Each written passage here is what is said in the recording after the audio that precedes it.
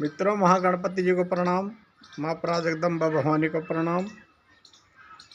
आइए हर रोज़ की भांति आज दशहरा है 2025 चैत्री नवरात्रि का, और आज मैंने सोचा कुछ मानव के लिए अच्छा ही वीडियो बनाएं, जिससे कि हमारे ज्ञान में वृद्धि हो और हमें परमात्मा भक्ति करने की शक्ति मिले। 84 लाख योनियों में सर्वश्रेष्ठ योनि मानव की बताई है और सब भोग योनियाँ बताई है। इसके बारे में आज चर्चा करेंगे।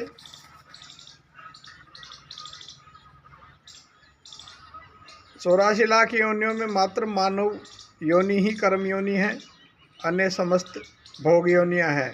यानी मनुष्य योनि में किए गए कर्मों का फल के भोग हेतु अन्य समस्त सृष्टि हुई। कर्म योनि की श्रेष्ठता विवेक के कारण है। संसार द्वंद्वात्मक है। सुख दुख, हानि लाभ, जय पराजय, यश अपयश प्रत्येक मानव के जीवन में आते हैं, किंतु विवेकशील व्यक्ति हर परिस्थिति में संभाव ही जीता है।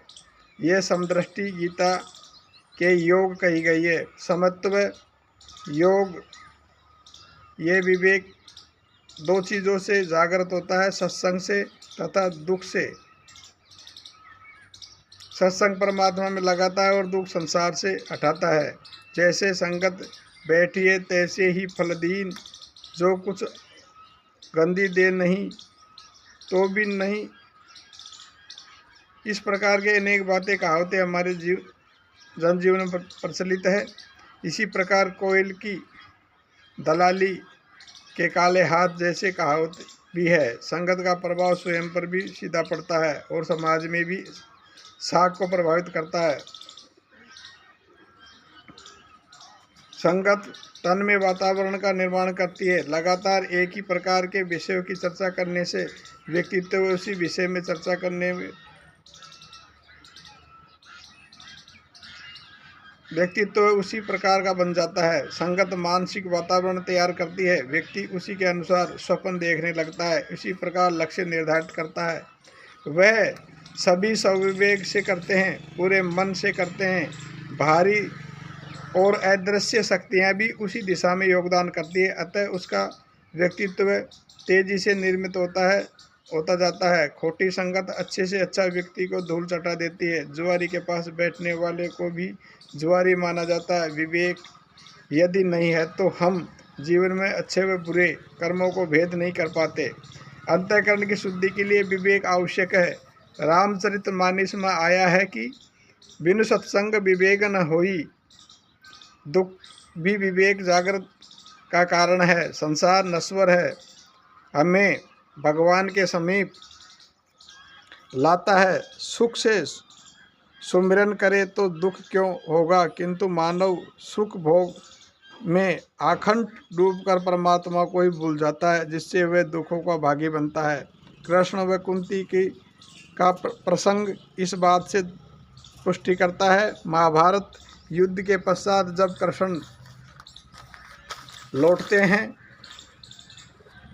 तो कुंती की अनुमति लेने को जाते हैं। बुआ, सब व्यवस्थित हो गया है, प्रजा का भी जीवन सुचारू हो गया, अब मुझे द्वारका जाने की अनुमति प्रदान करें। कुंती ने पूछा, खाली हाथ बुआ क्यों, बिना कुछ दिए? कृष्ण ने कुंती से कहा, मांगो बुआ। लेकिन कुंती आश्वस्त नहीं हुई। तू तो छलिया है, क्या भरोसा तेरा झूठ बोलने पर पारंगत है। कृष्ण मुस्कुरा दिए, वचन देता हूँ, जो मांगोगी देकर ही जाऊँगा। कुंती अभी भी कृष्ण का प्रशिक्षण कर रही थी। आखिर कृष्ण के पास जाकर कहने लगी, तू सच कह रहा है, देकर ही जाएगा तो सुन, मुझे दुख देकर जा। कृष्ण स्तंभ रह गए।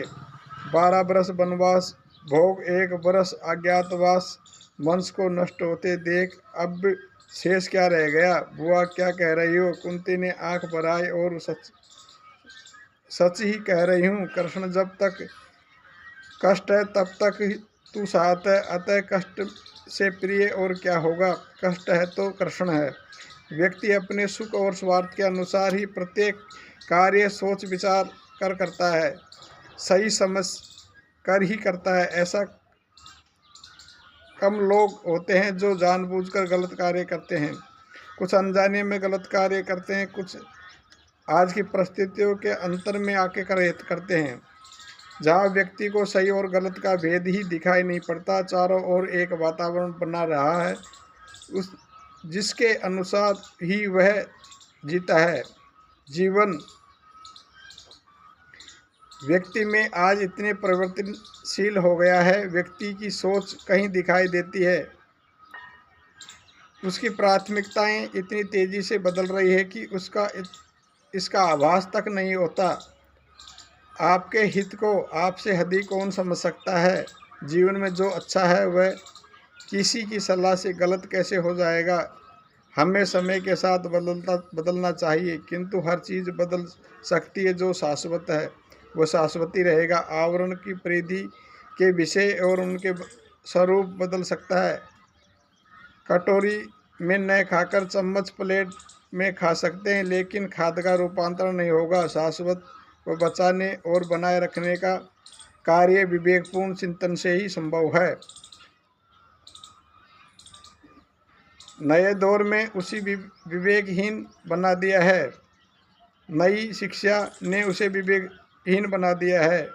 वह न तो शरीर के बारे में जानता, न प्रकृति के बारे में जानता और न ही जीवन व्यवहार। वह दक्ष है। विज्ञान का नाम पर हमें अनेक धारणाएं विकसित कर ली है जो हमारे लिए हितकारी नहीं है। सिर्फ इसलिए ही हमारा विवेक शांत बैठा है। जब तक हम हमारे विवेक का इस्तेमाल करेंगे, सत्य असत्य का निर्णय करने की क्षमता, यही सबसे बड़ी ज्ञान और सबसे बड़ा ध्यान है।